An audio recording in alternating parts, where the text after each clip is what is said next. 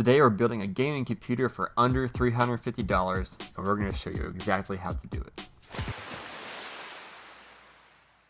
So, this is a budget build, but we don't want to compromise on storage. So we have a 120 gig SSD. This will give you enough room to have about your 3 or 4 favorite games installed at any time. 8 gigs of DDR3 RAM, a quad-core AMD X4 860K processor, a Cooler Master Hyper T2 CPU cooler, an Asus DVD-RW drive, an R7 250, a 300 watt power supply from RaidMax, and a DIY PC Maui G case.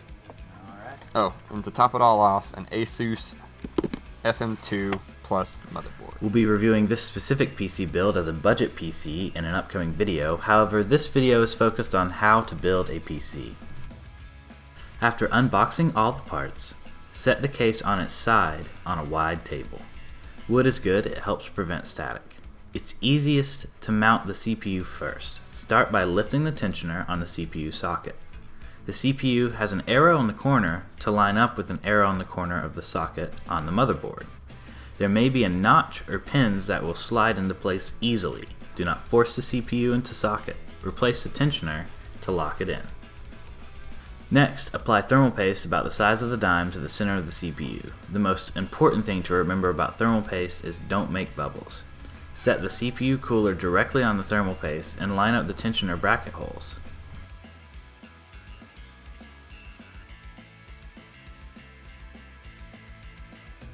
Next, rotate the tensioner 180 degrees, leaving the cooler locked into place. RAM has a special slot arrangement for best use. Consult your motherboard's instructions to find the dual channel placements. In general, most DIMM slots are color-coded and marked with a 1010. If you only have 2 sticks, fill the 0 slots first. Line up the notch on the RAM with the notch on the DIMM slot.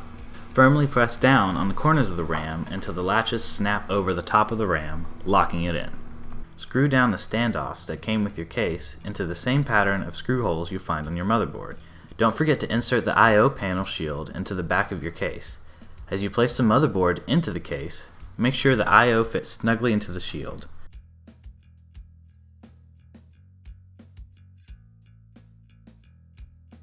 Line up the screw holes with the standoffs, then screw down your motherboard.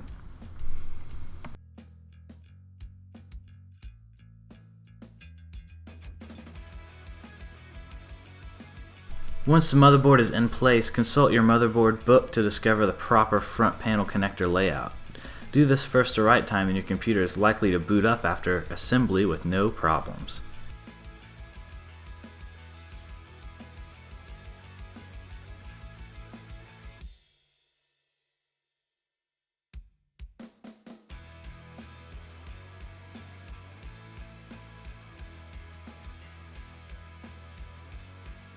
The USB cables coming from the front panel will line up with the designated spots on your motherboard. The pins have a distinct pattern to align them. The audio cable is the same method but has a different pin pattern.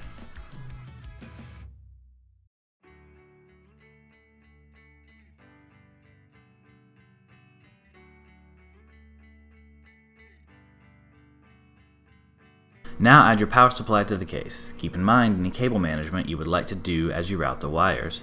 Most cases have the screws for the power supply at the back.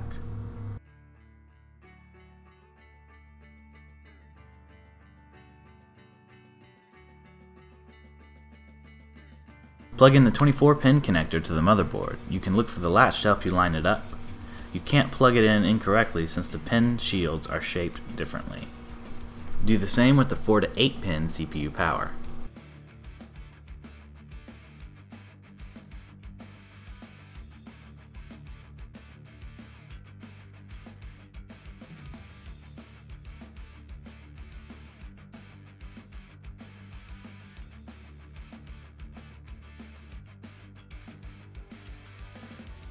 Next, add your drives to the case.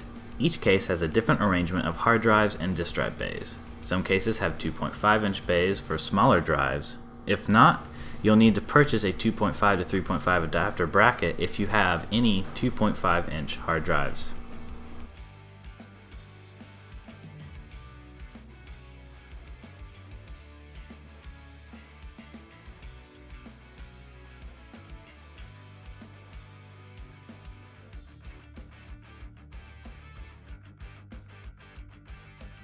Then connect the SATA power to these drives. The SATA power has an L-shaped alignment. The same L shape is used for the SATA cable alignment. Make sure to connect the SATA cable from each drive to the motherboard. It's best practice to put your boot drive on SATA 0 marked for your motherboard.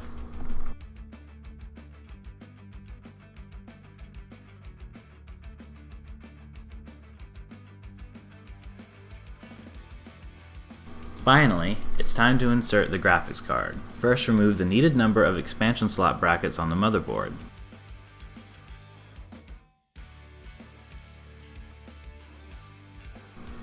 Line up the edge of the graphics card with the PCI Express lane and the motherboard.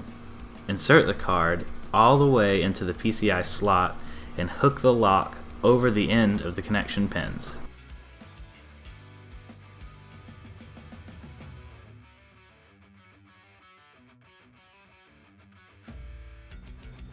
Next, screw down the card's bracket to the case.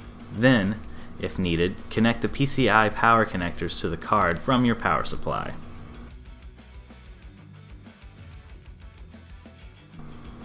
Now, plug in your heatsink to the special heatsink fan power on your motherboard. Your computer may not boot if this isn't plugged in properly.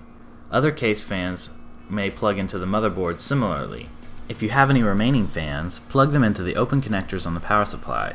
Most fans come with adapters from Molex to the fan connector if you need them. Now we shall see what happens when you turn it on and see if it posts. We got a power cable right here. Which we should already have a power cable pointing at you. And we should hear a post beep if everything goes well. Here we go.